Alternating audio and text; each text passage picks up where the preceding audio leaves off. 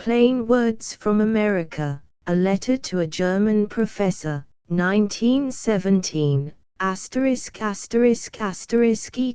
prepared by Jonathan Ingram, Brett Kuntz, and Project Gutenberg distributed proofreaders. Plain Words from America, a letter to a German professor by Professor Douglas W. Johnson, Columbia University, New York, 1917. Publisher's note. The following letter, written by Professor Douglas W. Johnson, of Columbia University, is in reply to a letter, pleading the cause of Germany, which he received from a German correspondent. Professor Johnson's letter appeared in the Revue de Paris of September, 1916. Plain Words from America, February, 1916. Your two letters, with enclosed newspaper clippings, and your postal card were duly received. I can assure you that my failure to reply more promptly was not meant as any discourtesy. The clippings were gladly received, for I am always anxious to read what prominent Germans regard as able and convincing presentations of their side of disputed matters. Your own letters, particularly the long one of July the 9th, were read most carefully. I appreciate your earnest endeavor to convince me of the righteousness of your country's cause, and am not unmindful of the time and trouble you spent in preparing for me so carefully worded a presentation of the German point of view touching several matters of the profoundest importance to our two governments. My failure to reply has been due to a doubt in my own mind as to whether good would be accomplished by any letter which I could write.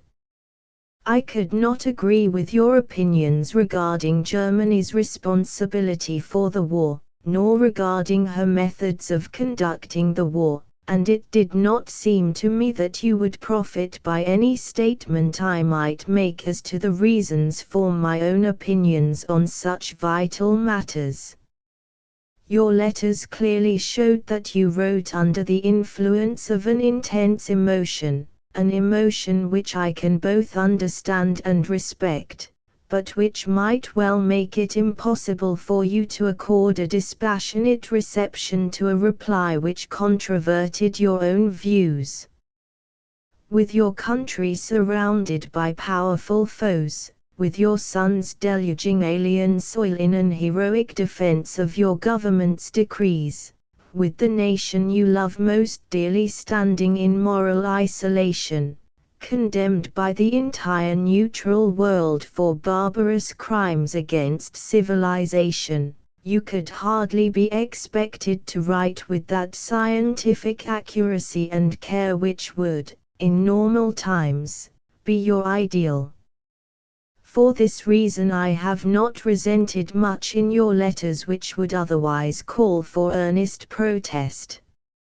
I feel sure, for example, your assertion that I and my fellow countrymen derive our opinions of German conduct wholly from corrupt and venal newspapers, or usually from a single newspaper which doles out mental poison in subservience to a single political party, was not intended to be as insulting as it really sounded. Your emotion doubtless led you to make charges which your sense of justice and courtesy would, under other circumstances, condemn. I believe also that in a calmer time you would not entertain the sweeping opinion that the daily press has become one of the direst plagues of humanity, an ulcer in the frame of society, whose one object it is, for private ends, wealth, political influence, and social position, to pit the races, nations, religions, and classes against one another.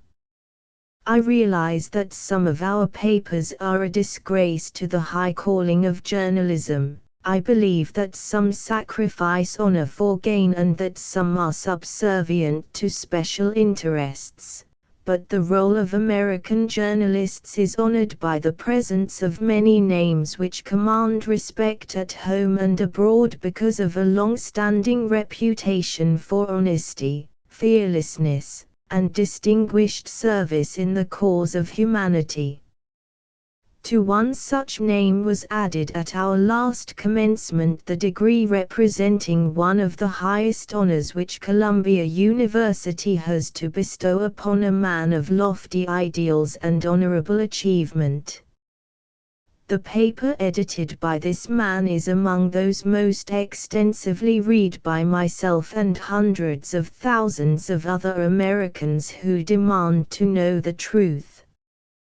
However low may be the moral plane of some newspapers, your characterization of all newspapers as mere business concerns, founded and carried on with the purpose of enriching their owners, and supporting certain special interests, quite regardless of their effect, beneficial or the reverse, upon the real public interests of their own country, regardless of truth and justice, is not at all true of the class of papers read by the majority of intelligent Americans.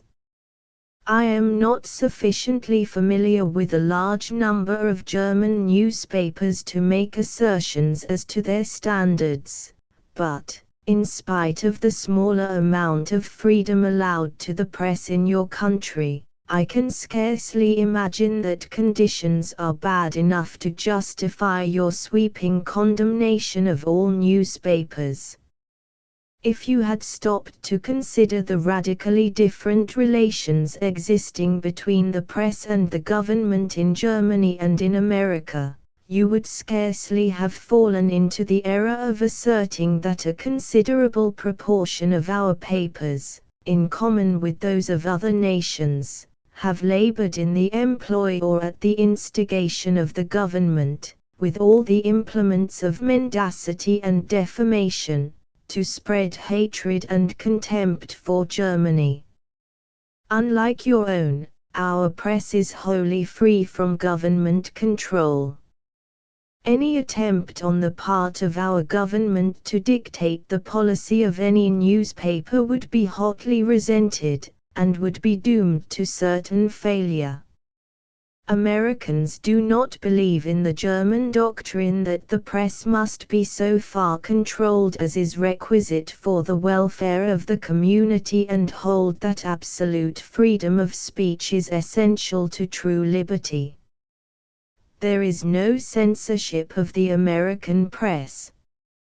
You have a censorship which all the outside world knows has been wonderfully effective in keeping some important facts from the knowledge of the German people. No American paper can be suppressed because of what it prints.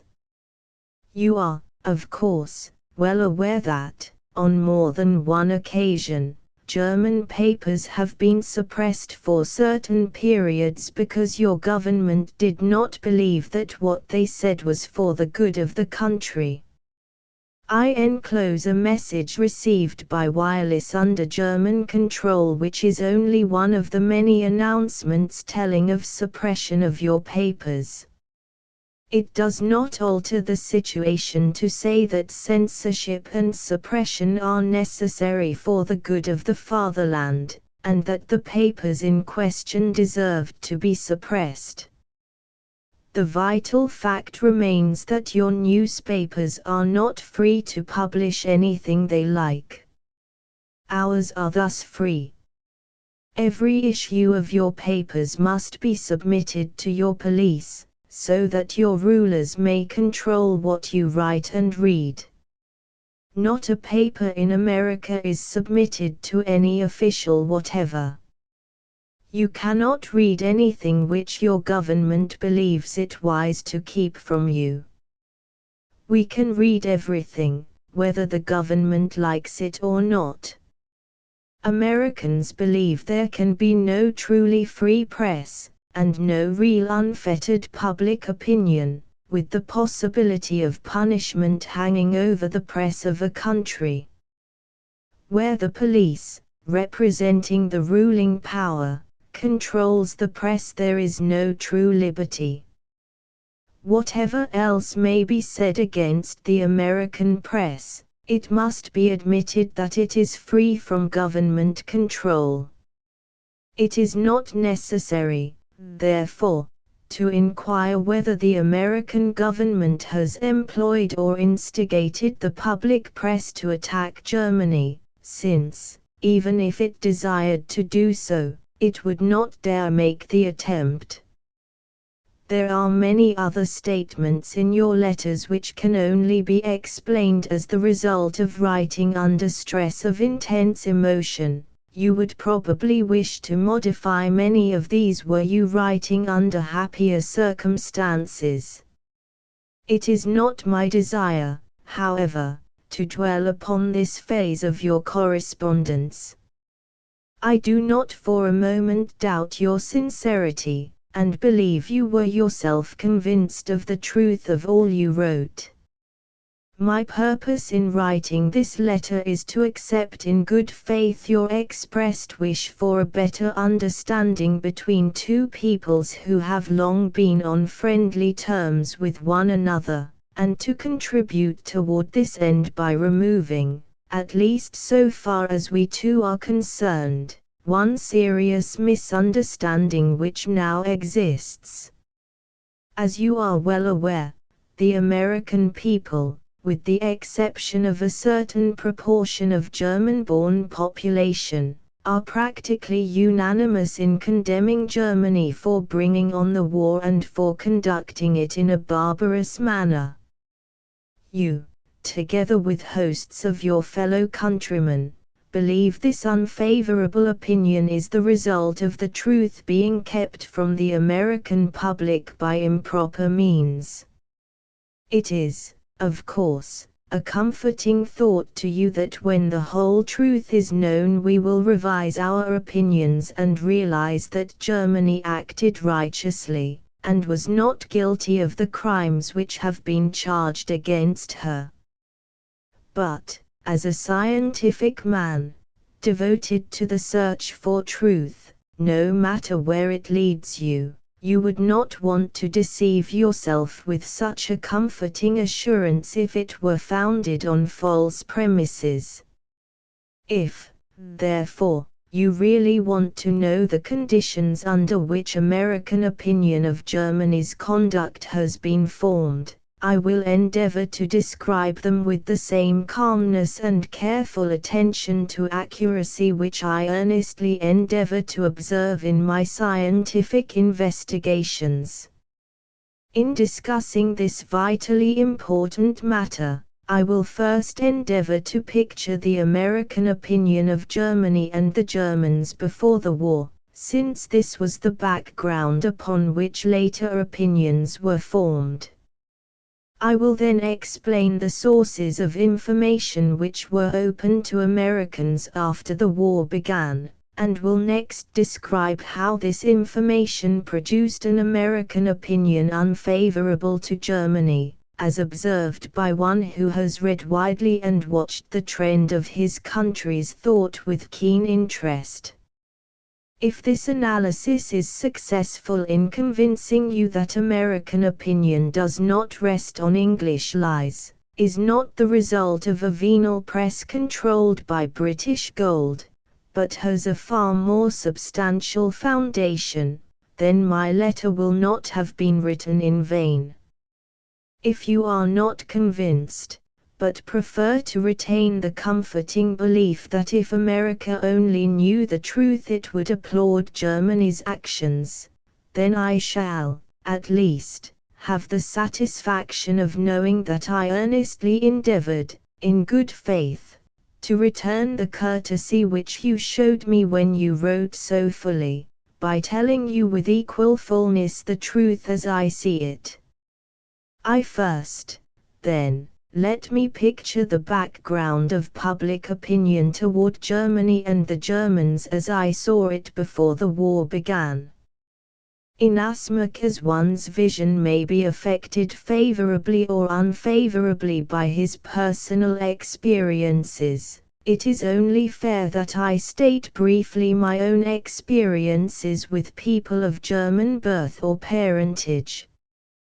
One of my earliest recollections is of a German maid in our household who taught me to make my wants known in the German language, and also taught me to love her as I did members of my own family. In college, one of my two favorite professors and one of my college chums were of German parentage. Both these men are still valued friends, and both believe in the righteousness of Germany's cause. I have spent parts of 3 summers in Germany, and have many German friends, both in America and in Europe. The 2 Europeans in my special field of science for whom I have the greatest personal affection are German professors in Berlin and Leipzig respectively. I have more personal friends in the German army than in the Allied armies. My sister is married to a professor of German descent and German sympathies. Surely, therefore, if personal relationships prejudice me at all, they should prejudice me in favor of Germans and things German. In my opinion, the American estimate of Germany and her citizens prior to the war was, in general, most favorable. Certainly America looked with admiration upon the remarkable advance achieved by Germany in the short space of 40 years. To your universities we have always acknowledged a great debt. We have profited much by your advances in economic lines and admired the combination of scientific research and business which made your countrymen efficient in many lines. The large number of your people who have emigrated to America have, in the main, made good citizens, and we have welcomed them as among the best of the foreigners who flock to our shores. German music and German musicians find nowhere a more cordial welcome than here, where admiration for their achievements is unstinted. Nor have we forgotten the heroic services of the many Germans who laid down their lives in defense of our flag, that the Union might live. The Germans' love of honor and family has touched the American heart in a tender spot, and many of my acquaintances admit that with no other foreigners do they establish such intimate and affectionate relations as with their German friends. This admiration and friendship has not blinded us to certain defects in the German character, any more than has your friendship for Americans closed your eyes to our defects. The bad manners of Germans are proverbial, not only among Americans, but all over the world, so much so that certain German writers, admitting that Germans as a nation are ill-mannered, have sought to find in this fact an explanation for the worldwide antagonism toward Germany's policy in the war. I do not believe, however, that, so far as American sentiment is concerned, there is any considerable element of truth in this explanation. It is true that we do not like the lack of respect accorded to women by the average German, that the position of women in Germany seems to us anomalous in a nation claiming a superior type of civilization, that the bumptious attitude of the German intellectual amuses or disgusts us, and that the insolence of your young officers who elbow us off the sidewalks in your cities makes us long to meet those individuals again outside the boundaries of Germany, where no military government, jealous of their honor, could protect them from the thrashing they deserve. It is also true that, at international congresses, excursions and banquets, attended by both men and women representatives of all nations, the Germans have gained an unenviable reputation for bad manners because they have pushed themselves into the best places, crowded into the trains ahead of the women, and generally ignored the courtesies due to ladies and gentlemen associated with them. But, in spite of our full recognition of this undesirable national trait, I doubt whether any great number of Americans have permitted a dislike of German manners to affect their opinion as to German morals in the conduct of war, though some do hold that lack of good manners is a characteristic mark of inferior civilization. On the whole, we have been inclined to be tolerant of German rudeness, regarding it as in part due to the rapid material development of a young nation, and possibly as, in part, the result of over-aggressiveness fostered by a military training. It is only fair to say, also, that our admiration of Germany's achievements in art, literature, and science never led us so far as to accept the claim of superiority in these lines advanced by many Germans on behalf of their country. The insistence with which this claim has been reiterated and proclaimed abroad by Germans, often with more of patriotism than of good taste, may have led a part of the public to believe it. But the more intelligent and thoughtful portion of the people, accustomed to analyze such claims by careful comparison with the products of non-Teutonic civilization, has been unable to find any adequate basis for the assumed superiority. Indeed, while intelligent and fair-minded Americans are not slow to recognize Germany's great contributions to the world's art, literature, and science, they believe that, with the possible exception of music, greater contributions have been made in these lines by France, England, and other nations. In the realm of invention, we fully appreciate the skill and resourcefulness manifested by the German people in adapting new discoveries to their own needs, but we cannot deny the fact that most of the discoveries which have played so vital a part in the development of modern civilization have been made, not in Germany, but in other countries. In regard to municipal government and various forms of social legislation, we have long recognized the high position held by your nation. But in the more vital matter of the relation of the individual to the supreme governing power, we have always held, and still believe, that Germany is sadly reactionary. For half a century your professors, in the employ of an educational system controlled by a bureaucratic government, have taught what we condemn as a false philosophy of government.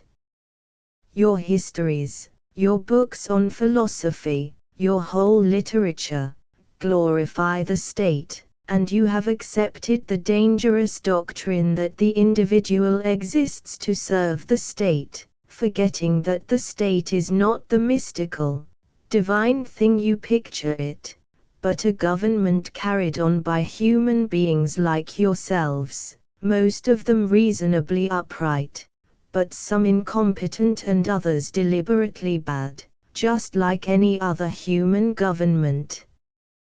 We believe that the only excuse for the existence of the state is to serve the individual, to create conditions which will ensure the greatest liberty and highest possible development to the individual citizen. It has never seemed to us creditable to the German intellect that it could be satisfied with a theory of government outgrown by most other civilized nations. That you should confuse efficiency with freedom has always seemed to us a tragic mistake, and never so tragic as now, when a small coterie of human beings, subject to the same mistakes and sins as other human beings, can hurl you into a terrible war before you know what has happened, clap on a rigid censorship to keep out any news they do not want you to learn, then publish a white book which pretends to explain the causes of the war, but omits documents of the most vital importance, thereby causing the people of a confiding nation to drench the earth with their life-blood in the fond illusion that the war was forced upon them, and that they are fighting for a noble cause. Most pitiful is the sad comment of an intelligent German woman in a letter recently received in this country. We, of course, only see such things as the government thinks best. We were told that this war was purely a defensive one, forced upon us. I begin to believe this may not be true, but hope for a favorable ending.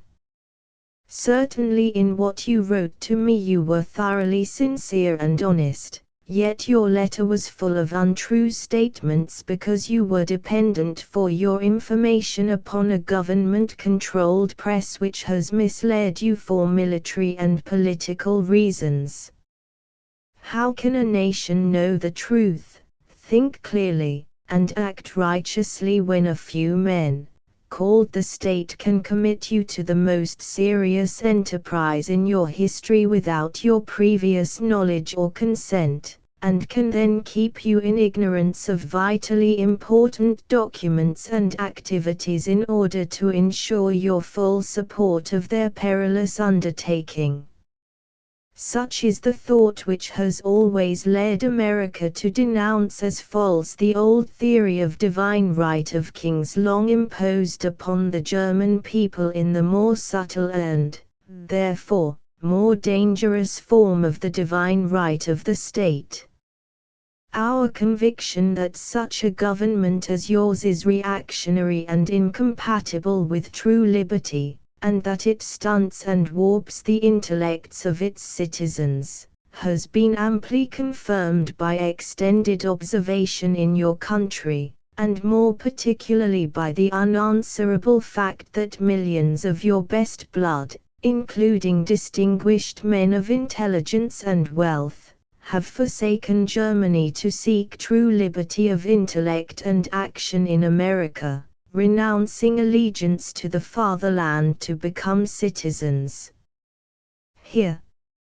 Some of them still love the scenes of their childhood, but few of them would be willing to return to a life under such a government as Germany possesses.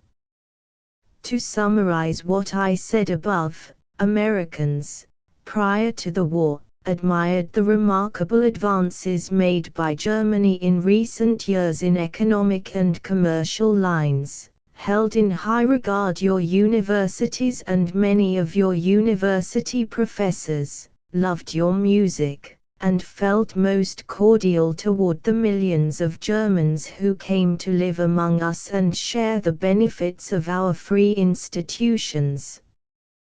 The prevalence of bad manners among Germans we regretted, but made allowance for this defect, and we did not fail to recognize that some Germans are fine gentlemen of the most perfect culture, while most of them have traits of character which we admired. We recognized the immense value of Germany's contributions to art, literature, and science, but did not consider Germany's contributions in these lines as equal to those of other nations. We never have regarded German culture as superior, but rather as inferior, to that of certain other countries, and the Germans' loud claims to superiority have seemed to us egotistical and the result of a weak point in the German character. for your form of government and the philosophy of history taught by your university professors we could never have much admiration or respect. Both seemed to us unworthy of an intelligent, civilized people, and sure to lead to disaster. Your military preparations, evident to every observant visitor, have long caused us to distrust your government and to consider your country a menace to the world's peace. In a word, we admired and loved your people, although we considered them neither perfect nor even superior to other people, but we disapproved and distrusted your reactionary military government. Too such was our attitude when the war burst upon the world. Since that time, what opportunities have the American people had to form an intelligent opinion as to who was wrong and who was right? What sources of information have been open to us? What means of getting at the facts? Have we been drowned in English lies, as several of your professors have written me is the case? Have we relied on one corrupt party newspaper, as you intimate is our habit? Have we been dependent on a press bought up with English gold, as is continually asserted by the German press? In the first place, we have relied in part upon our previous knowledge of the German government and the German people. The hundreds of Americans who have studied in your universities, the thousands who have visited your country, and the millions who have come into close contact with Germans in this country, all have a pretty good idea of the German type of mind, German standards of national morality, German virtues and defects. Americans have, of course, used this information in reaching a conclusion as to the truth or falsehood of charges against Germany. I talked with some of our American professors just as they landed on the pier in New York fresh from a summer in Germany which was cut short by the outbreak of the war. They came direct from your country and were as fully informed of the German points of view right up to the declaration of war as were any of your citizens. Many Americans who have spent months and even years on German soil, and who know the country and the people intimately, have made us well acquainted with German standards and German methods of thinking. It is true that since the war began much of our news has come through cables controlled by the Allies, but Americans have too much common sense to accept such reports as final. News from biased sources is always accepted with reservation, and not fully believed unless confirmed from independent sources. Furthermore, Americans have never lacked for first-hand information from Germany. Direct wireless reports from your country to several stations in America have given us a valuable check on cable reports. German papers come to us regularly, and are continually and extensively quoted. Germany has sent special agents to this country to represent her side of every issue. The speeches and writings of these agents have been published repeatedly and at length in almost every paper in our country from the Atlantic to the Pacific. American correspondents in Germany and in the war zone have told as much as your censors would permit concerning what they saw of Germany and Germany's army. Many Americans have returned from Germany during the war, and have published their experiences and impressions. Some of them have seen your army at work, suffered from its inhumanity, and been subjected to outrages and indignities by the civil officials of your government. Others were dined and honored as notable guests and given unusual opportunities for seeing as much as your officials wanted them to see. Both have offered valuable first-hand testimony as to the behavior of the German nation at war. Your university professors and other prominent citizens of your country have written us circular and private letters without number, presenting Germany's arguments in every conceivable form.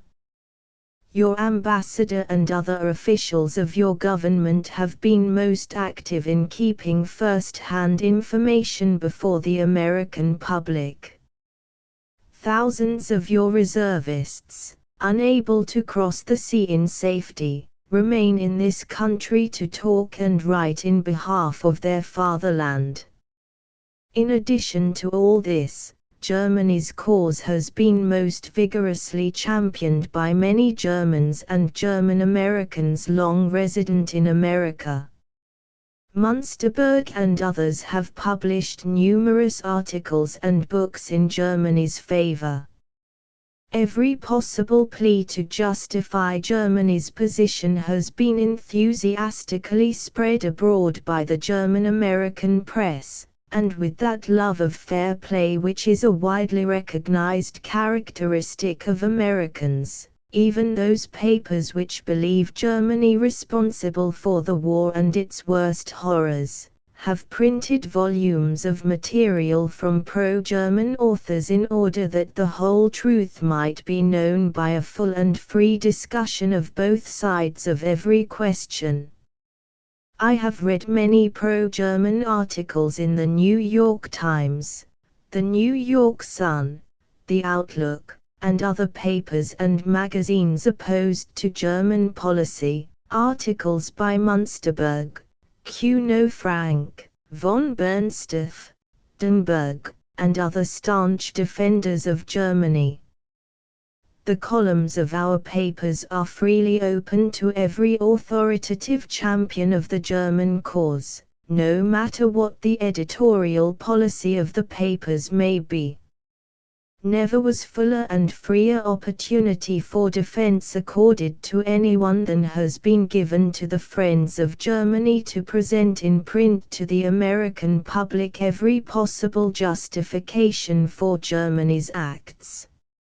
Only the grossest ignorance of the actual facts could ever lead anyone to make the charge in good faith that the truth about Germany has been concealed from Americans. Your letter did not contain a single statement or argument that has not been printed over and over again in papers from one end of America to the other by various defenders of the German cause.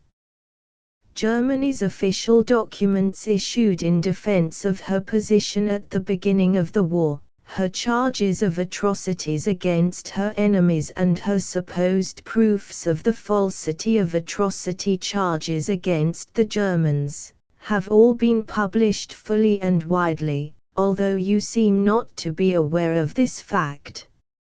Still further, in addition to the legitimate publicity in favor of Germany related above, there has been forced upon the American public the most stupendous propaganda which the world has ever witnessed.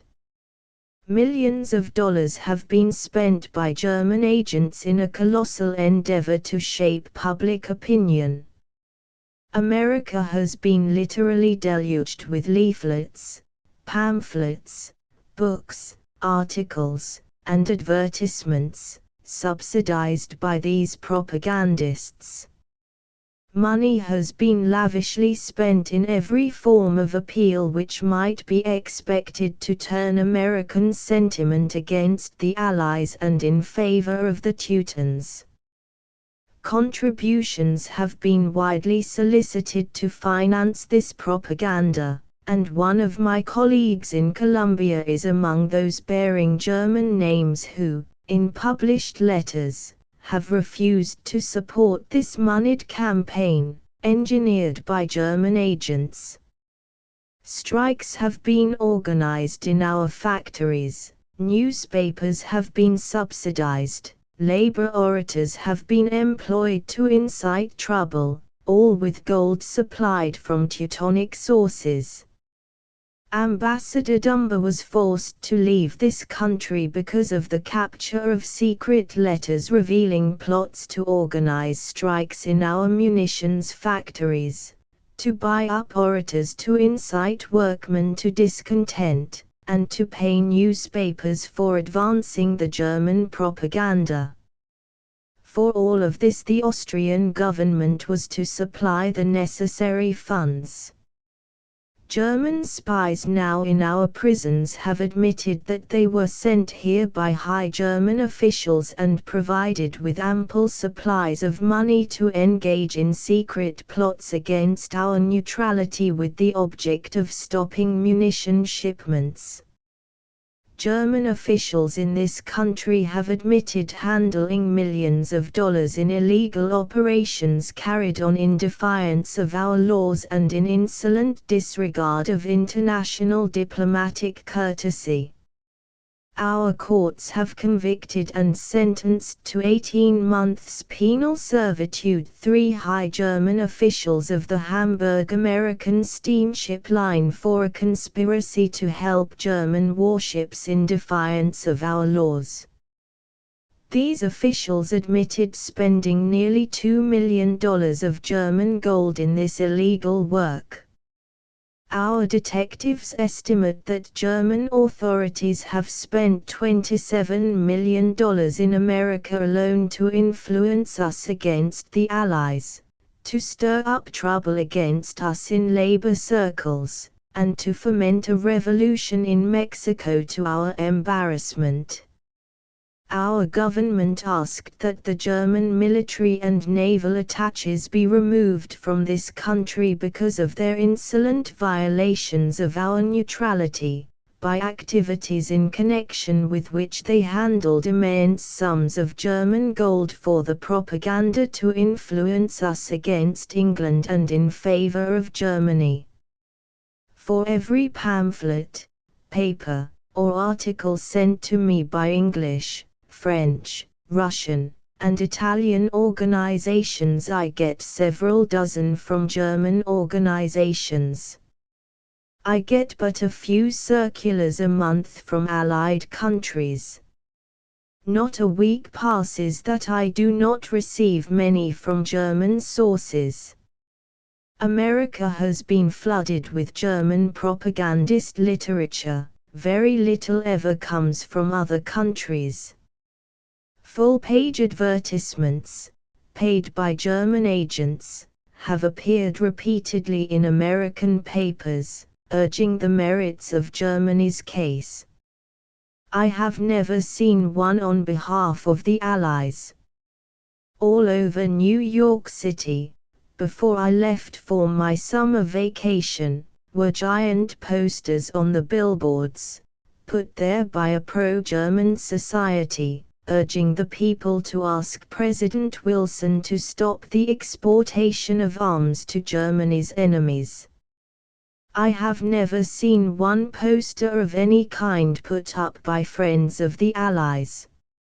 Indeed, America has been so deluged with German propaganda and German-paid advertisements, and requests for money to carry on the propaganda in favor of Germany, that the whole nation has become heartily sick of it, and has urged the government to expel from the country some of your agents who have been particularly offensive in carrying on such a propaganda among our citizens.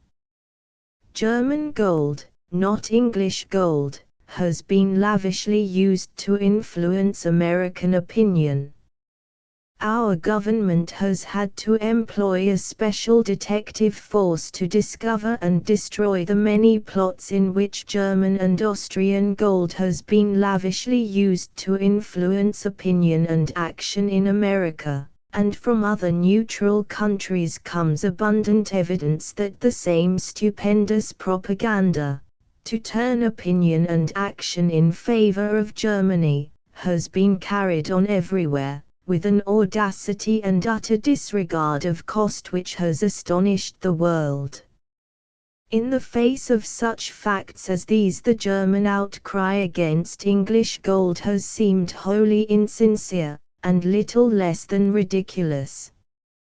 Finally, American opinion has been based more than all else on Germany's official communications, directly addressed to our government, on certain acts which Germany has admitted, and on the nature of the defense and excuses offered by the German government in palliation of those acts. You must not forget that the many lengthy notes addressed by your government to Americans have been published in full in American papers. The outcry against English gold, against cable dispatches altered by the English, and against corrupt newspaper publishers cannot be raised in connection with diplomatic correspondence transmitted direct to your ambassador here. This authentic, official correspondence has given us an excellent measure of the standards of morality and humanity which actuate the present German government. Our opinion of Germany has been profoundly influenced by these official documents. Germany has committed certain acts which are freely admitted by your government. A nation, like a man, is judged by its deeds. After all excuses and explanations are made, the deeds remain. Americans have read the excuses and the explanations fully and repeatedly, and with these excuses and explanations in mind have formed an opinion of the power responsible for the deeds. No English gold, no manipulated cable dispatches can have had anything to do with that opinion. The deeds themselves have been the supreme force in shaping American opinion of Germany. Germany has defended the many acts which have brought down upon her the contempt and opprobrium of the entire civilized world. As you well know, one of the best tests of a man's morals is the kind of a defense he offers for his acts. Americans have read most carefully the many defenses offered by your Chancellor, your Minister of Foreign Affairs, your Undersecretary of Foreign Affairs, your official spokesman sent to this country, and your ambassador here, and in the notes sent officially and directly to our government by your government. We have formed an opinion of the moral standards of the government which makes and approves of such defenses.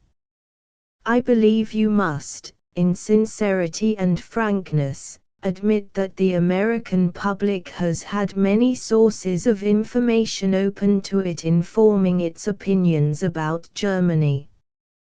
Indeed, with a free press, a large German population absolutely free from censorship or restrictions of any kind, and a government which does not need to suppress facts for military or political reasons, we are in a far better position to learn the whole truth about Germany than are the German people themselves. 3. Having outlined some of the many sources of information upon which Americans have relied in forming their opinions of Germany and her actions in this war, I now will state what the American opinion is in regard to some of the vital issues which have been raised. In doing this, I will not endeavor to explain that opinion, to criticize it, nor to defend it. Neither will I give you my personal opinion on the several points, for my own personal opinion is of slight consequence when we are discussing the attitude of an entire nation. If you desire, I will be glad to tell you, on some other occasion, just how far my own opinions coincide with the collective opinion of the country at large, and just where I differ from that opinion. My object at present is simply to interpret American opinion to you as it exists today. When I say American opinion, I mean, of course, the opinion of the vast majority of our people. A significant proportion of the German-born population and a very small proportion of Native Americans, usually those married to Germans or otherwise connected with Germany, disagree with the opinions cited. But over 90% of our population may safely be said to hold the views described as American below. In the first place, Americans, in general, make a distinction between the German government and the German people. They realize that certain features of the Prussianized government have never appealed favorably to the Bavarians, the Saxons, and other elements of the German population. I do not mean by this that Americans believe any part of Germany is disloyal to the government. On the contrary, they believe the German people as a whole are supporting the government and its acts with devotion, and that, therefore, the German people as a whole are responsible for whatever acts the government commits. But Americans recognize the reality of Prussian leadership in the policy of your country. They do not believe the German people wanted the war, but they do believe the military government, under Prussian control, wanted the war, planned for it with infinite skill and efficiency for many years, and brought it about when they believed the time was ripe. Americans have no doubt whatever that the insolent ultimatum to Serbia was delivered for the purpose of provoking war, and that Austria would never have dared send it were it not for the fact that the German government assured her a free hand in advance, as has been officially admitted by your government.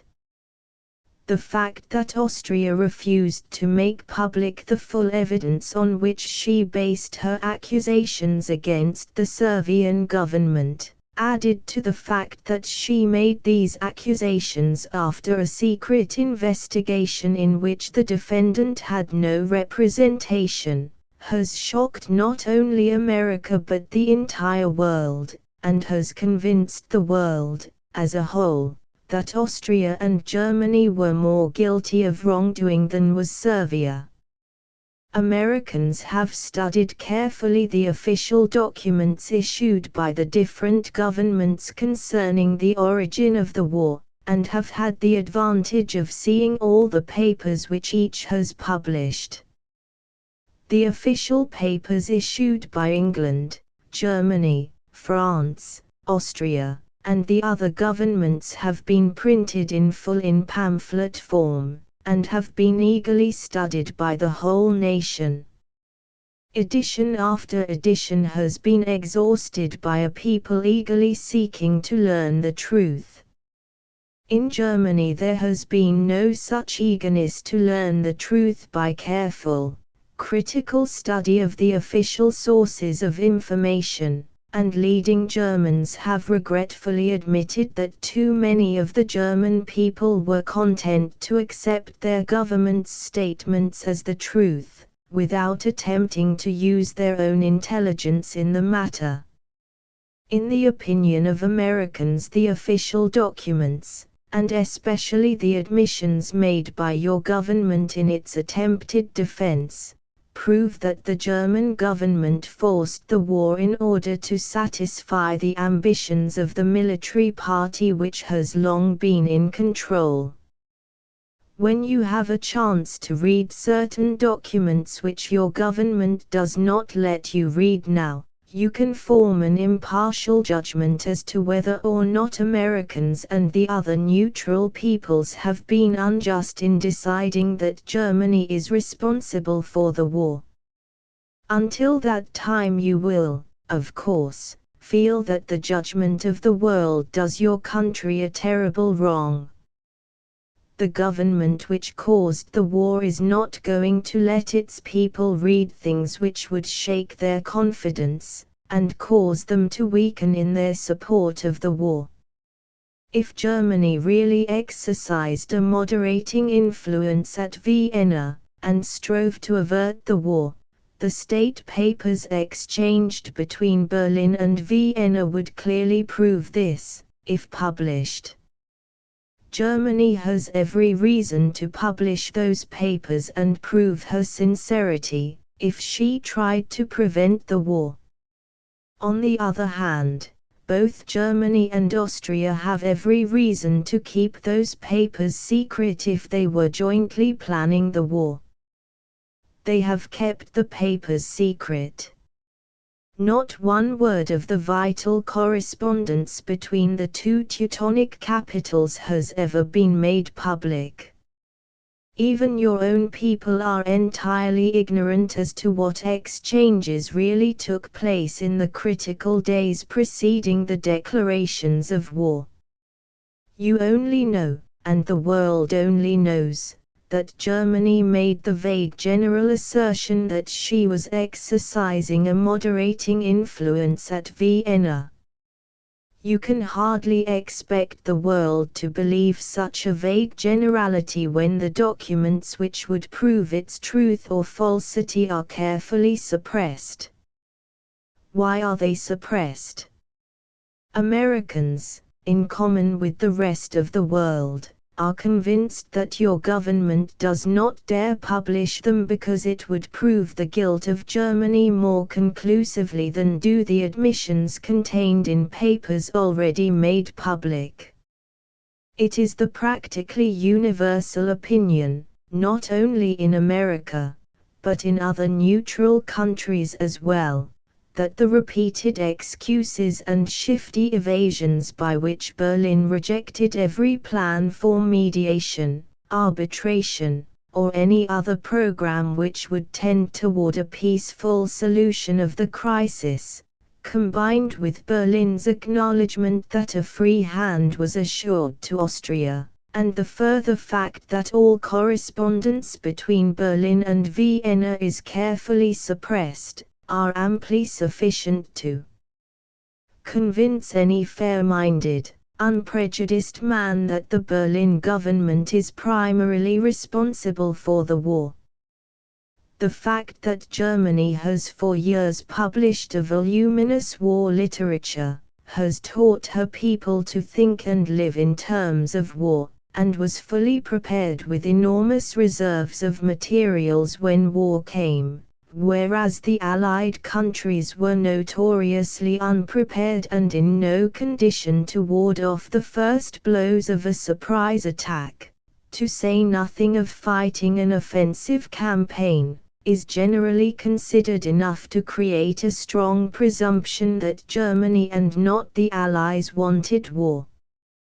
The official correspondence of the antebellum days is full of suggestions for arbitration, mediation, and other plans to preserve the peace, coming from the Allied countries.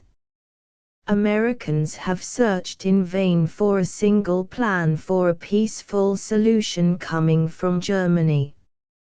On the contrary, your own version of the negotiations shows only a persistent rejection by Berlin of every peace plan, and a dogged determination to support Vienna in her assault on Serbia, an assault which, following the robbery of Bosnia and Herzegovina by Austria under Germany's protection, could not be endured by a civilized world, and was, therefore, certain to cause war. When Serbia, urged by the Allies to yield as much as possible in order to prevent war, acceded to 8 out of 10 of Austria's humiliating demands and agreed to arbitrate the two involving her national sovereignty, the world saw that the Allied countries did not want war, and were willing to suffer great humiliation for the sake of preventing it. Americans do not consider that any fair-minded man possessed of ordinary common sense can honestly believe that nations seeking to provoke war with Germany would have urged their protege to make a humiliating surrender to insolent and unjust demands. If there were any truth in the assertion that the Allies were trying to force war on Germany, they would have advised Serbia to resist, not to yield. When Austria, backed by Germany, declared war on Serbia, despite Serbia's abject and complete surrender on 8 points and willingness to arbitrate the other 2, there no longer existed outside of Germany and Austria the slightest doubt that Germany was forcing the war to achieve the aggrandizement which has been taught for years in your country as the natural destiny of Germany. Germany's guilt in forcing the war is recognized not only by Americans and other neutral peoples, but by hundreds of thousands of Germans who live in neutral countries and thus have a chance to learn more of the truth than is possible in the belligerent countries. Germans who were in Germany when the war broke out, but who have since come to America, have told me personally that, after learning the whole truth, they can no longer doubt Germany's responsibility for the catastrophe. Germans who have left here to go back and fight for the fatherland admitted to me in private conversation that they knew Germany forced the war, and that the Kaiser and the Prussian military party were alone to blame. I know Germans who are liberally supporting the Allied cause because they believe the defeat of Prussianism is essential to a civilized Germany. Even your rigid censorship has not prevented our receipt of occasional letters from Germans, in which they admit the uncertainty of Germany's claim that the Allies forced the war. A considerable element of independent thinkers in Germany have had the wisdom to realize the perfectly obvious truth that no government is willing to admit responsibility for the war, and that therefore your government's assertion that it did not start the present conflagration can carry no weight until the whole truth is revealed to the German people, and they are thus given the opportunity to form an intelligent judgment, like men, instead of being forced to believe mere assertions and partial evidence, like children. Today you believe in the innocence of the Prussian military power, but few people in the rest of the world doubt its guilt. Tomorrow, when the war is over, and you can get an outside view of the whole question, you will have the chance to form an intelligent judgment as to what nation history will forever record as the one guilty of this fearful crime against humanity. The violation of Belgian neutrality shocked Americans as it did the rest of the civilized world, and turned the tide of sentiment against Germany more strongly than ever.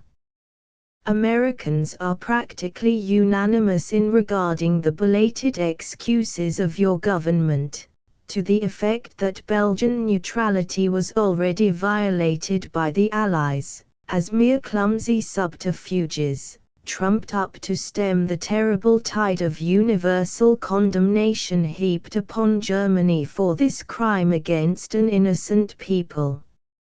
Nothing that any German can ever say or write will efface from the memory of the world the uncontrovertible fact that your Chancellor officially admitted your country's guilt in this matter. The wrong, I speak openly, gentlemen, the wrong we have done Belgium will be righted when our military ends are accomplished. In these words your Chancellor blundered out a truth which has forever silenced all your apologists for the crime. American opinion considers it discreditable and futile to invent charges against French soldiers on Belgian soil and French aviators flying over Belgian territory, and to try to make out a case in defense of Germany, when your Chancellor has officially admitted Germany's guilt. Americans have no doubt that on the basis of the well-known facts of the case, supplemented by your Chancellor's admission of guilt, history will forever record Germany's brutal disregard of her treaty obligations and her murderous assault on a small, innocent nation as one of the most terrible crimes ever committed by a nation claiming to rank high among civilized peoples.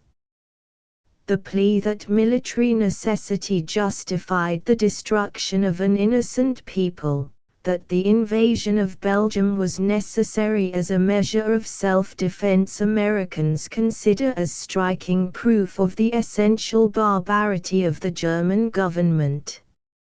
A man who would shoot down an innocent girl in order to get at another man would be condemned as the worst kind of a brute.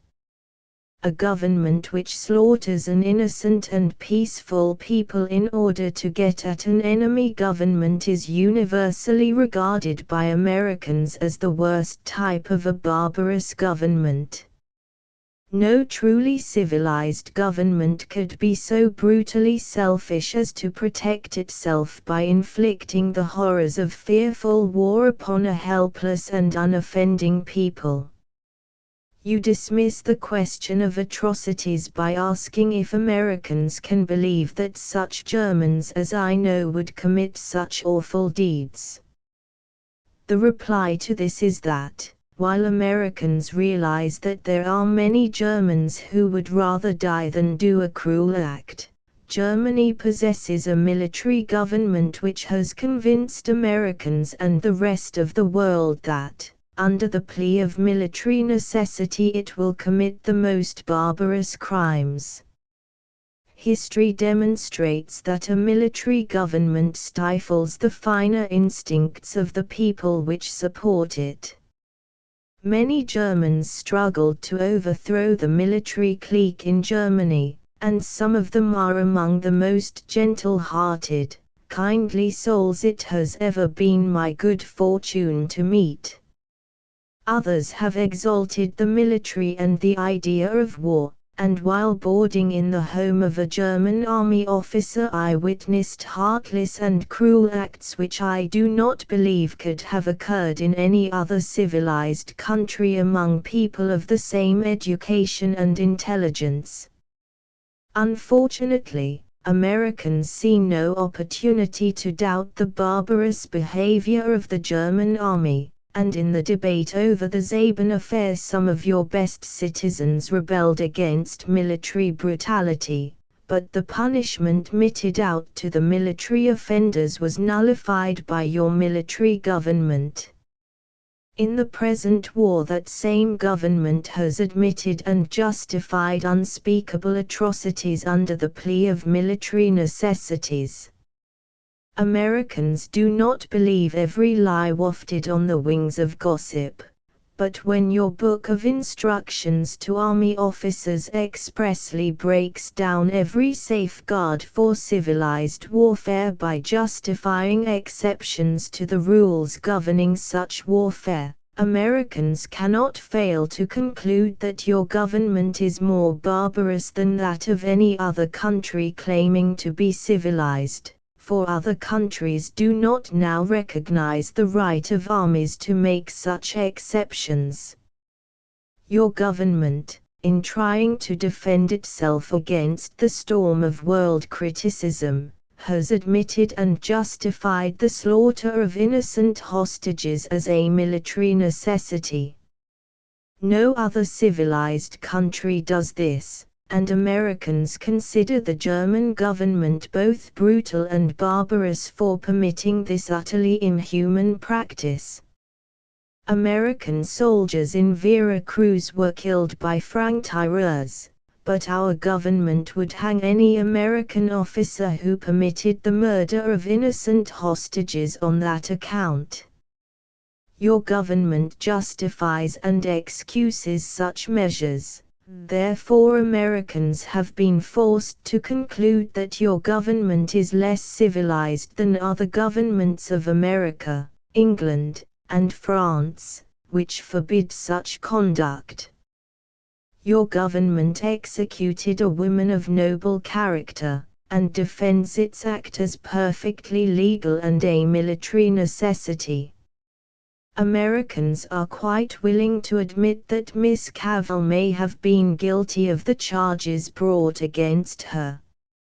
Yet the entire world stood horrified when the government of Germany, with due legal form, committed a crime against womanhood and against humanity, which for centuries will make Germans blush for shame when the name of Miss Cavell is mentioned. Englishmen blush at the memory of Jeffreys, but no Englishman ever defends that fiendish butcher of women. Americans blush at the memory of Mrs. Surratt, but few Americans will defend her execution. The fact that Germans have risen to defend the Cavell atrocity led many Americans to conclude that the brutalizing influence of militarism has made the mass of the German people less humane than other peoples of other countries, since they defend what other peoples condemn. Your government has bombarded unfortified seacoast towns which Americans know from personal observation, both before the war and during the bombardment, were not defended in any way. Mothers and babies were blown to shreds, but no military damage was done in most cases. Dozens of helpless old men, women and children were killed for every soldier slain. The same is true of your Zeppelin raids. Americans believe these acts are committed for the purpose of stirring up enthusiasm among the German populace.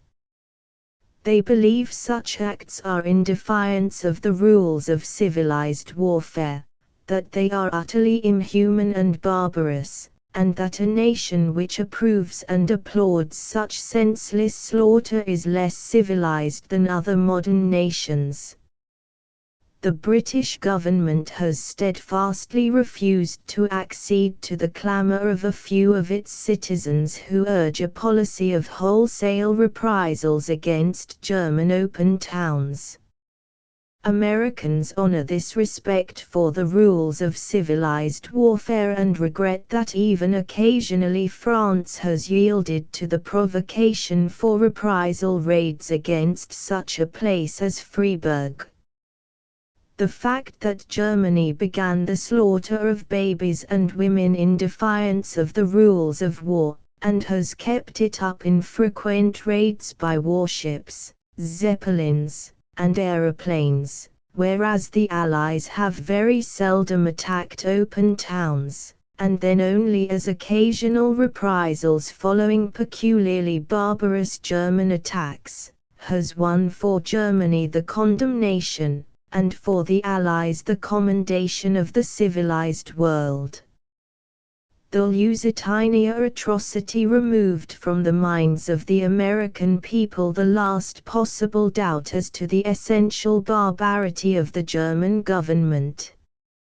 No other government pretending to be civilized has ever shocked the entire world by such a sickening crime against humanity.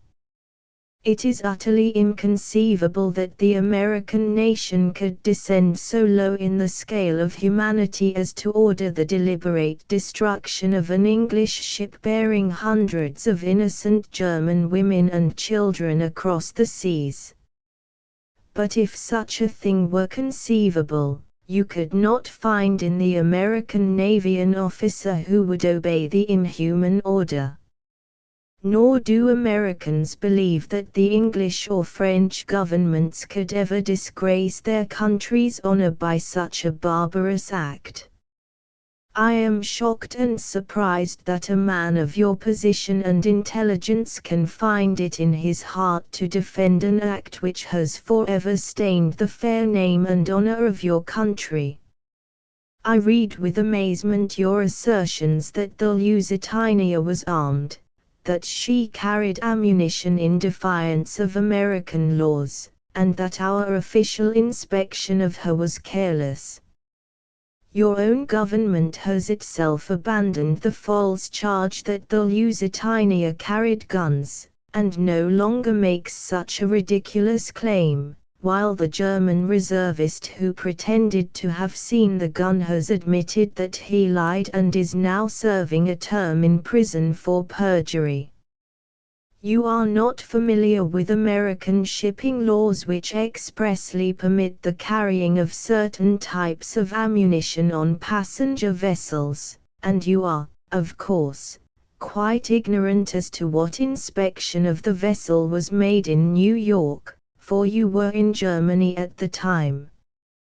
Your assertions were made wholly on the basis of the false statements furnished you in government-controlled papers. You had no means of determining the truth or falsity of the statements, on the basis of reliable and impartial evidence, yet you did not hesitate to make assertions which your own government now practically admits were not well founded. The fact that the learned men of Germany have throughout the war violently supported the German position by reckless charges and wild assertions, paying no regard to the necessity of basing such charges and assertions on impartial evidence, instead of accepting with childlike simplicity the unsupported statements of the German government, has destroyed the confidence of Americans in the ability of the German educated men to think and reason fairly and honestly about the war. The manifestos of the German professors, issued to Americans, did much to alienate American sympathy from Germany, for the bitterness and unreasoning fury of the documents, combined with the entire absence of evidence to support the many reckless statements made in them, did much to convince Americans that the German position was not capable of honest, logical, dispassionate, manly defense.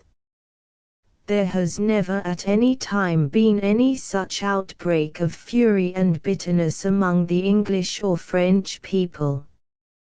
While there are individual exceptions, taken as a whole the press, pamphlets, and private letters of the English and French, dealing with the war, have from the first been characterized by a self-control and calm determination, which in the case of the French has especially astonished Americans, for we expected the French to be more excitable.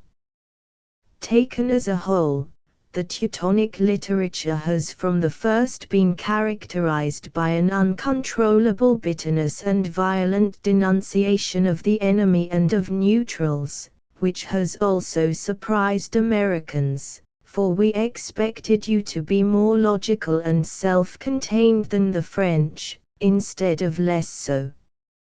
Americans believe that the German people are a great people, capable of great and good things. They honor and admire the Germany which finds her best expression in the literature, music, and science which has justly made you famous. But they distrust and abhor the German government which has made the name of Germany infamous. The heroic bravery of the German soldiers dying for their fatherland, and the heroic fortitude of the German women who bear and suffer, all fail to evoke any enthusiasm in this country, or in other neutral countries, because of the stain which the German military government has put upon their sacrifices. Your greatest victories bring no world honor to your armies because of the cloud of dishonor which hangs over every achievement of the German military machine.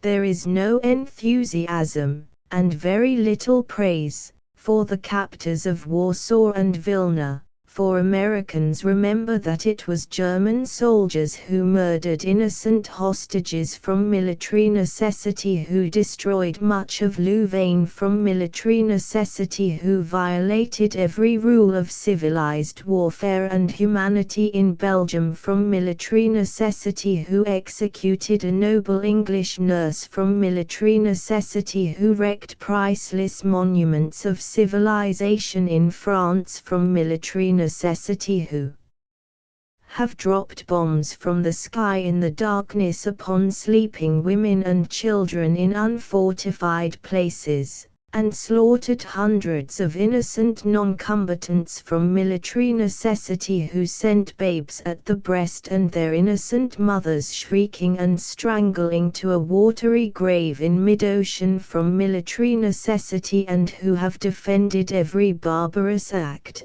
every crime against humanity on the specious and selfish plea that it was justified by military necessity. Your government has robbed your soldiers of all honor in the eyes of the world by making them the instruments of a military policy which the rest of the world unanimously condemns as brutal and barbarous. It seems to thoughtful Americans who know Germany and Germans best, that the highest duty of intelligent German professors like yourself is not to attempt the hopeless task of converting the rest of the world to an approval of the methods of the German government, but rather to use your whole influence to establish a German government which shall have a decent respect for the opinions of the rest of the world, and shall restore Germany to the place it used to have among civilized nations. Your greatest enemy is not the Russian, nor the French, nor the British government. They might defeat you in war, but they never could take away your honor. Your greatest enemy is the government which has dragged the fair name of Germany in the mire of dishonor, shocking the moral instincts of the whole world by acts no other civilized country would think of committing. Your greatest enemy is the government which stifles your individual development by making you the obedient tools of the state, which smothers your free thought by a muzzled press under police control, which makes your learned men ridiculous in the eyes of the world by training them to blind, unthinking support of the government and credulous belief in whatever falsehoods it chooses to impose upon you for military and political purposes, which hurls you into a disastrous war without your knowledge or consent, and which brings down upon you the contempt of the whole world for crimes you would not yourselves commit, but which you must forsooth defend for the good of the state. Americans believe that a government which provokes a war and deceives its people to secure their support, should be destroyed, that a government which breaks its treaties and murders an innocent neutral nation, shooting innocent hostages to prevent sniping by those whose homes are violently attacked, should be destroyed, that a government which systematically and repeatedly bombards unfortified towns and villages, killing hundreds of innocent women and children, should be destroyed, that a government which torpedoes unarmed passenger ships, drowning helpless men, women, and children by the thousand in shameful defiance of law and every instinct of humanity, should be destroyed, that a government which in cold blood executes a woman nurse like Miss Cavell should be destroyed, that a government which ruthlessly destroys works of art and monuments of civilization and levies crushing indemnities on captured cities, in defiance of the well-established laws of war, should be destroyed. In the opinion of Americans, A government which did any one of these things would not be fit to exist in a civilized world. A government which has done all of them and much more that is equally barbarous and brutal, must, in the opinion of the American people, be utterly destroyed. Americans hoped for many long years that the German people would themselves throw off the incubus of the military government which was crushing out their individuality and making their country an object of distrust and fear to all those interested in the progress of civilization. But if you will not rid yourselves of the monster which has dishonored and disgraced you before the world, then, in American opinion, the safety of the world and the future of Germany require that the present German government shall be destroyed through military defeat. For this reason the American people are praying earnestly for Allied victory. While there is a sincere effort to maintain the technical neutrality enjoined by the President, there is no neutrality possible on the moral issues involved. Americans may not violate the neutrality of the nation by giving concerted military support to the Allies, but they are practically unanimous in giving their whole moral support to the nations engaged in the necessary task of destroying the monstrosity of Prussian militarism. Every aid which they can render the Allies without violating national neutrality is being given, not because they do not admire the German people, but because the destruction of the present German government is regarded as the essential first step in enabling the German people to return to the place of honor they once held in the world. Americans would regard ultimate German victory as an intolerable disaster to civilization, and they will never be satisfied until the German armies are decisively defeated. They believe that the ultimate defeat of Germany is assured, and that the least suffering will result to the German people if they will themselves repudiate the government which brought upon them their present sufferings, and will start anew with a modern government responsible to the will of the people. Sincerely yours, Douglas W. Johnson. ******* End of the Project Gutenberg ebook Plain Words from America, a letter to a German professor, 1917. Updated editions will replace the previous one. The old editions will be renamed. Creating the works from print editions not protected by U.S. copyright law means that no one owns a United States copyright in these works, so the Foundation, and you, can copy and distribute it in the United States without permission and without paying copyright royalties.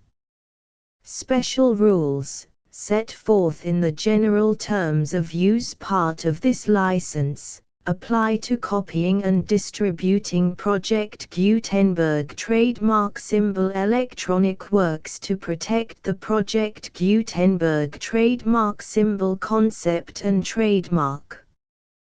Project Gutenberg is a registered trademark, and may not be used if you charge for an ebook, except by following the terms of the trademark license, including paying royalties for use of the Project Gutenberg trademark. If you do not charge anything for copies of this ebook, complying with the trademark license is very easy. You may use this ebook for nearly any purpose such as creation of derivative works, reports, performances and research. Project Gutenberg ebooks may be modified and printed and given away. You may do practically anything in the United States with ebooks not protected by U.S. copyright law. Redistribution is subject to the trademark license, especially commercial redistribution. Start. Full license. The full Project Gutenberg license. Please read this before you distribute or use this work to protect the Project Gutenberg trademark symbol mission of promoting the free distribution of electronic works. By using or distributing this work, or any other work associated in any way with the phrase Project Gutenberg, you agree to comply with all the terms of the full Project Gutenberg trademark symbol license available with this file or online at www.gutenberg.org/license. Section 1. General Terms of Use and Redistributing Project Gutenberg Trademark Symbol Electronic Works 1.0. By reading or using any part of this Project Gutenberg trademark symbol electronic work, you indicate that you have read, understand, agree to and accept all the terms of this license and intellectual property, trademark/copyright, agreement. If you do not agree to abide by all the terms of this agreement, you must cease using and return or destroy all copies of Project Gutenberg trademark symbol electronic works in your possession. If you paid a fee for obtaining a copy of or access to a Project Gutenberg trademark symbol electronic work and you do not agree to be bound by the terms of this agreement, you may obtain a refund from the person or entity to whom you paid the fee as set forth in paragraph 1.e.8. 1.b Project Gutenberg is a registered trademark. It may only be used on or associated in any way with an electronic work by people who agree to be bound by the terms of this agreement. There are a few things that you can do with most Project Gutenberg trademark symbol electronic works even without complying with the full terms of this agreement. See paragraph 1.c below. There are a lot of things you can do with Project Gutenberg trademark symbol electronic works if you follow the terms of this agreement and help preserve free future access to Project Gutenberg trademark symbol electronic works. See paragraph 1.e below. 1.c. The Project Gutenberg Literary Archive Foundation, the Foundation or PGLAF, owns a compilation copyright in the collection of Project Gutenberg trademark symbol electronic works. Nearly all the individual works in the collection are in the public domain in the United States. If an individual work is unprotected by copyright law in the United States and you are located in the United States, we do not claim a right to prevent you from copying, distributing, performing, displaying or creating derivative works based on the work as long as all references to Project Gutenberg are removed. Of course, we hope that you will support the Project Gutenberg trademark symbol mission of promoting free access to electronic works by freely sharing Project Gutenberg trademark symbol works in compliance with the terms of this agreement for keeping the Project Gutenberg trademark symbol name associated with the work. You can easily comply with the terms of this agreement by keeping this work in the same format with its attached full Project Gutenberg trademark symbol license when you share it without charge with others. 1.d. The copyright laws of the place where you are located also govern what you can do with this work. Copyright laws in most countries are in a constant state of change. If you are outside the United States, Check the laws of your country in addition to the terms of this agreement before downloading, copying, displaying, performing, distributing or creating derivative works based on this work or any other Project Gutenberg trademark symbol work. The Foundation makes no representations concerning the copyright status of any work in any country other than the United States. 1.e Unless you have removed all references to Project Gutenberg, 1.e.1.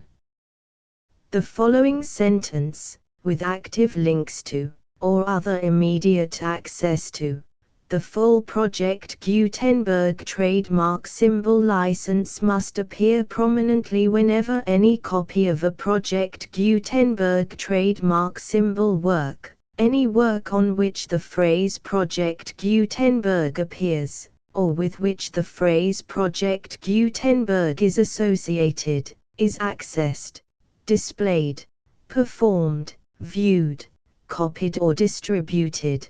This ebook is for the use of anyone anywhere in the United States and most other parts of the world at no cost and with almost no restrictions whatsoever.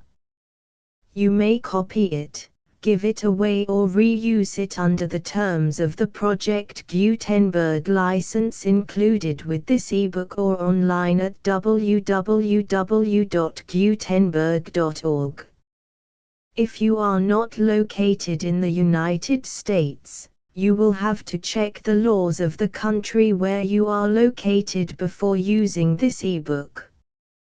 1.e.2. If an individual Project Gutenberg trademark symbol electronic work is derived from texts not protected by U.S. copyright law, does not contain a notice indicating that it is posted with permission of the copyright holder, the work can be copied and distributed to anyone in the United States without paying any fees or charges. If you are redistributing or providing access to a work with the phrase Project Gutenberg associated with or appearing on the work, you must comply either with the requirements of paragraphs 1.e.1 through 1.e.7 or obtain permission for the use of the work and the Project Gutenberg trademark symbol trademark as set forth in paragraphs 1.e.8 or 1.e.9. 1.e.3.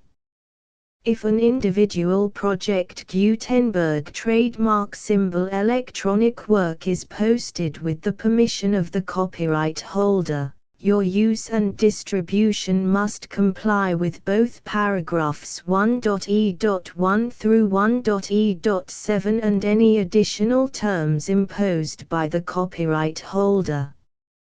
Additional terms will be linked to the Project Gutenberg trademark symbol license for all works posted with the permission of the copyright holder found at the beginning of this work. 1.e.4. Do not unlink or detach or remove the full Project Gutenberg trademark symbol license terms from this work, or any files containing a part of this work or any other work associated with Project Gutenberg trademark symbol. 1.e.5. Do not copy, display, perform, distribute or redistribute this electronic work, or any part of this electronic work, without prominently displaying the sentence set forth in paragraph 1.e.1 with active links or immediate access to the full terms of the Project Gutenberg trademark symbol license. 1.e.6. You may convert to and distribute this work in any binary, compressed, marked up, non-proprietary or proprietary form, including any word processing or hypertext form. However, If you provide access to or distribute copies of a Project Gutenberg trademark symbol work in a format other than plain vanilla ASCII or other format used in the official version posted on the official Project Gutenberg trademark symbol website, www.gutenberg.org, you must, at no additional cost, fee or expense to the user, provide a copy, a means of exporting a copy, or a means of obtaining a copy upon request, of the work in its original plain vanilla ASCII or other form. Any alternate format must include the full Project Gutenberg trademark symbol license as specified in paragraph 1.e.1. 1.e.7. Do not charge a fee for access to, viewing, displaying, performing, copying or distributing any Project Gutenberg trademark symbol works unless you comply with paragraph 1.e.8 or 1.e.9. 1.e.8. You may charge a reasonable fee for copies of or providing access to or distributing Project Gutenberg trademark symbol electronic works provided that you pay a royalty fee of 20% of the gross profits you derive from the use of Project Gutenberg trademark symbol works calculated using the method you already use to calculate your applicable taxes. The fee is owed to the owner of the Project Gutenberg trademark symbol trademark, but he has agreed to donate royalties under this paragraph to the Project Gutenberg Literary Archive Foundation. Royalty payments must be paid within 60 days following each date on which you prepare, or are legally required to prepare, your periodic tax returns. Royalty payments should be clearly marked as such and sent to the Project Gutenberg Literary Archive Foundation at the address specified in Section 4, Information about donations to the Project Gutenberg Literary Archive Foundation.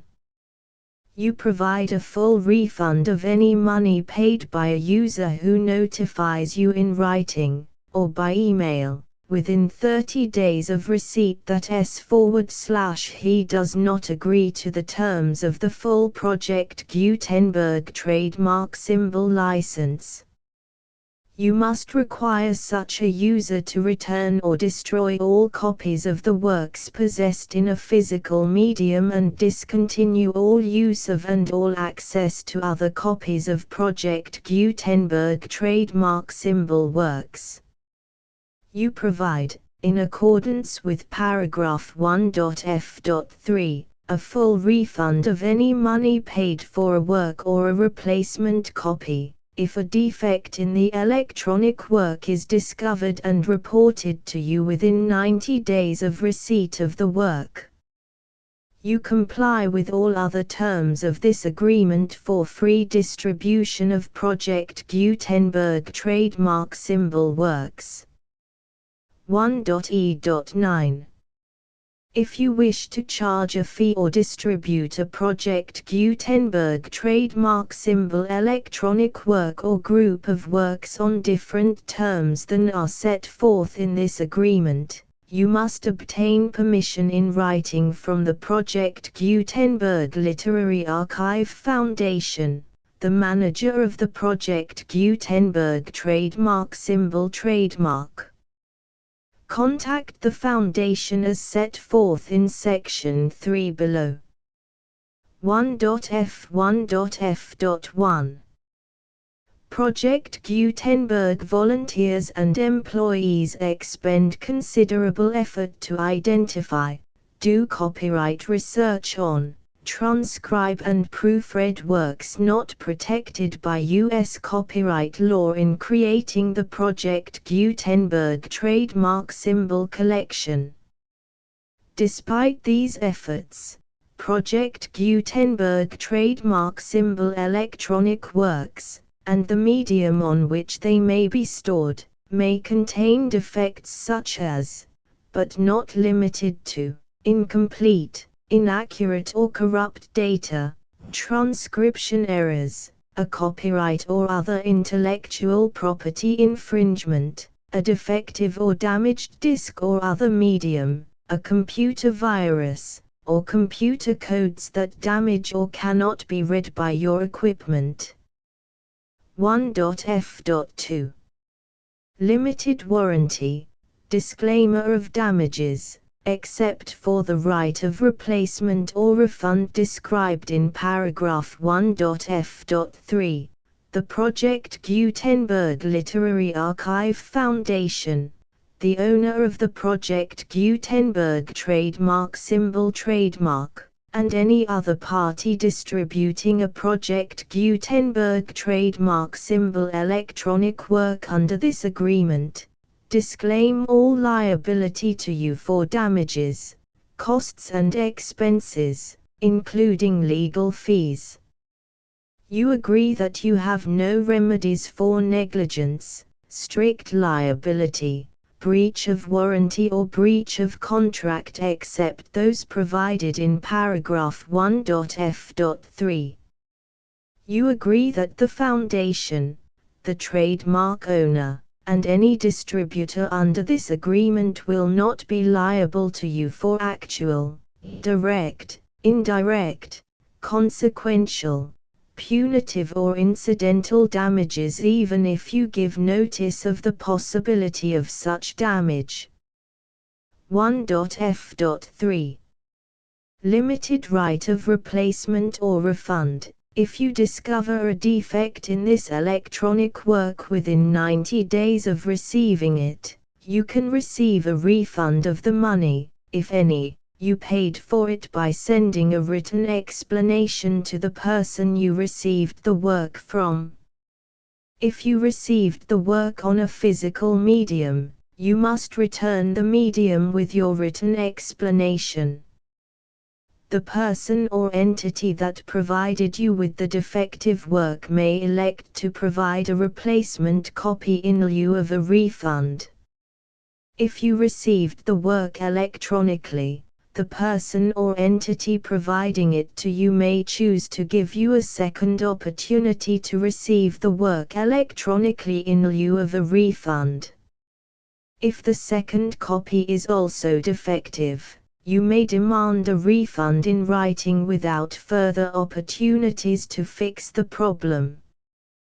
1.f.4 Except for the limited right of replacement or refund set forth in paragraph 1.f.3, this work is provided to you as is, with no other warranties of any kind, express or implied, including but not limited to warranties of merchantability or fitness for any purpose. 1.f.5 Some states do not allow disclaimers of certain implied warranties or the exclusion or limitation of certain types of damages.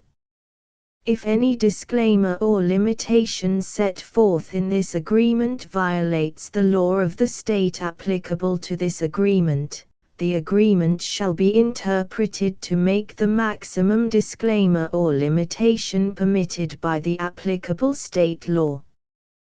The invalidity or unenforceability of any provision of this agreement shall not void the remaining provisions.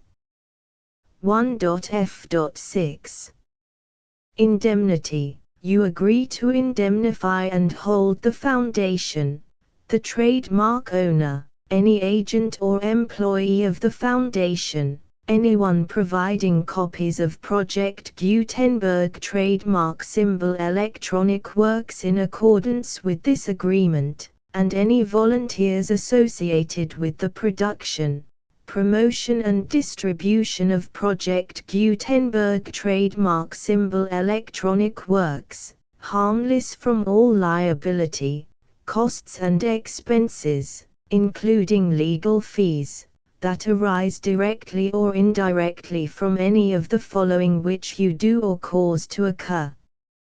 A. Distribution of this or any Project Gutenberg trademark symbol work. B. Alteration, modification, or additions or deletions to any Project Gutenberg trademark symbol work, and C. Any defect you cause. Section 2. Information about the mission of Project Gutenberg trademark symbol. Project Gutenberg trademark symbol is synonymous with the free distribution of electronic works in formats readable by the widest variety of computers, including obsolete, old, middle-aged and new computers. It exists because of the efforts of hundreds of volunteers and donations from people in all walks of life. Volunteers and financial support to provide volunteers with the assistance they need are critical to reaching Project Gutenberg trademark symbol's goals and ensuring that the Project Gutenberg trademark symbol collection will remain freely available for generations to come. In 2001, the Project Gutenberg Literary Archive Foundation was created to provide a secure and permanent future for Project Gutenberg trademark symbol and future generations. To learn more about the Project Gutenberg Literary Archive Foundation and how your efforts and donations can help, see sections 3 and 4 and the Foundation information page at www.gutenberg.org. Section 3.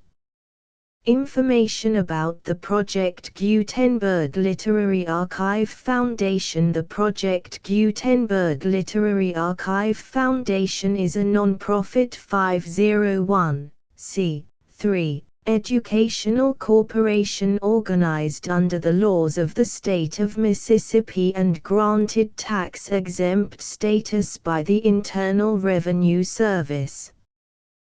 The Foundation's IN or Federal Tax Identification Number is 64-6221541.